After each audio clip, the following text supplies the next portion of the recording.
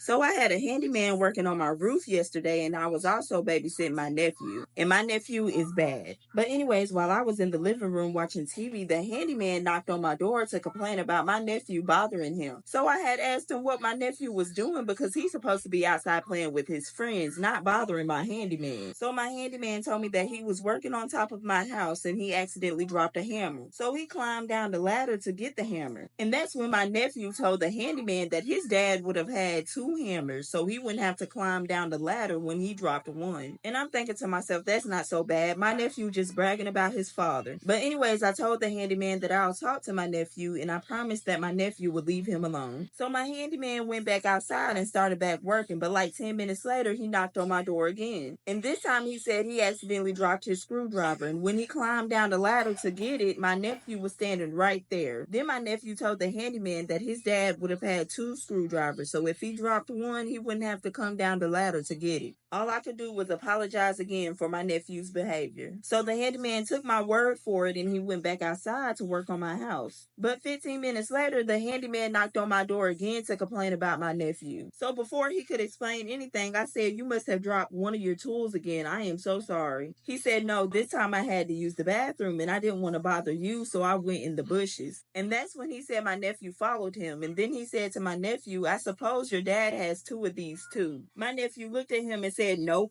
but my dad's twice as big."